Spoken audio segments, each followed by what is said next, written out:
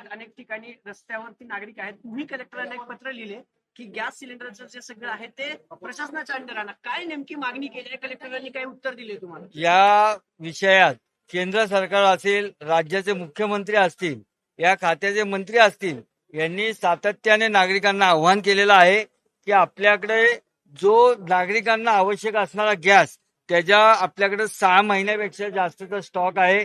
आपल्याकडे असणारा स्टॉक हा वितरित केल्यानंतर त्याला काही दुष्परिणाम होणार नाही, सर्वसामान्य नागरिकांची काळजी घेतली जाईल. परंतु सगळ्या ठिकाणी काही ठिकाणी ज्या ठिकाणी काही वितरक हे त्याच्यात चुकीची कामं करतात त्या ठिकाणी मग आपल्या माध्यमातून हे लोकांपर्यंत पोहोचतं आणि मग लोक पॅनिक होतात आणि सगळ्या ठिकाणी आपल्या रांगा लावतात. त्यापेक्षा जिल्हाधिकाऱ्यांनी आज अजूनही त्याच्यात योग्य वेळ आहे, आताच त्यांनी सगळ्या वितरकांना एफडीआयच्या अधिकाऱ्यांच्या अंतर्गत आणून जिल्हा अधिकाऱ्यांनी त्याच्यावर पूर्ण नियंत्रण ठेवून ह्याच्यात कुठलाही काळा बाजार होणार नाही. जो घरगुती गॅस वापरायचा आहे तो सर्वसामान्य नागरिकांना मिळाला पाहिजे.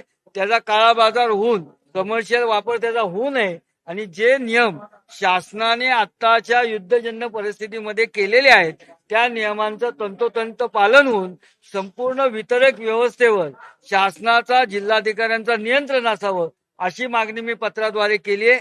जिल्हाधिकाऱ्यांशी माझं त्याच्यावर सविस्तर बोलणं सुद्धा झालंय आणि जिल्हाधिकाऱ्यांनी मला सांगितलंय, आमदार साहेब आपण ज्या पद्धतीने सूचना दिल्या त्या पद्धतीने आम्ही त्याचं तंतोतंत पालन करू.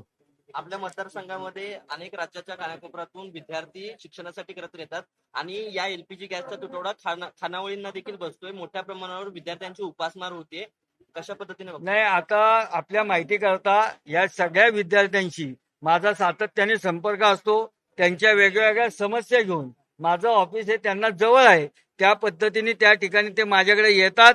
या विद्यार्थ्यांची सुद्धा कुठल्याही पद्धतीची गैरसोय होणार नाही याची पूर्ण काळजी आमदार म्हणून मी त्या ठिकाणी घेईन. तुम्ही शनिवारवाडा 7 मजली बांधण्याची मागणी केलेली राज्य सरकारकडे, काय सत्य? आज आपण सातत्याने मी 2012-13ला ज्यावेळेस महानगरपालिकेत नगरसेवक होतो, स्थायी समितीचा सदस्य होतो, त्यावेळेस मी स्थायीमध्ये तो ठराव ठेवला होता.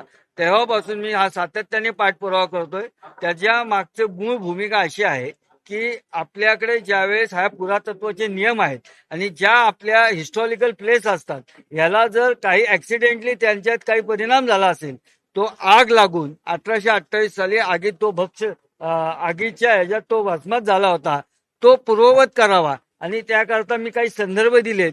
पोर्तुगालच्या काळातले गोव्यातले जे चर्च होते ते काँग्रेसच्या राजवटीमध्ये ते पूर्ववत केले गेले आणि जगातील सुद्धा अशा काही ज्या वास्तू आहेत त्या पूर्ववत केल्या गेलेल्या आहेत.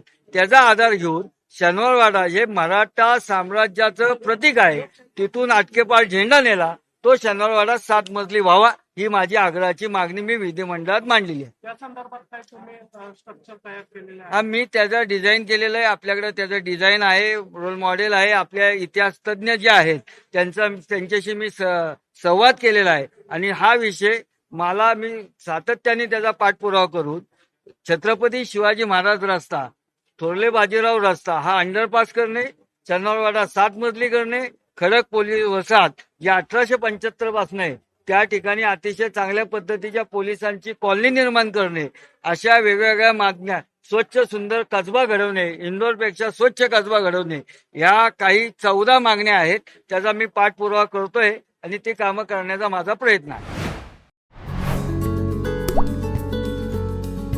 आता जोकासू एसटीपी या अत्याधुनिक जॅपनीज तंत्रज्ञानाने सुसज्ज, quick installation, energy efficient, noiseless blowers, low maintenance या आणि अशा वैशिष्ट्यांनी परिपूर्ण जोकासू एसटीपी तंत्रज्ञान प्रकल्प उभारणीपासून ते विक्री पश्चात समाधानकारक सेवा देणारी, भारताबरोबरच परदेशात देखील प्रकल्पांची यशस्वी उभारणी करणारी company Deccan water treatment private limited.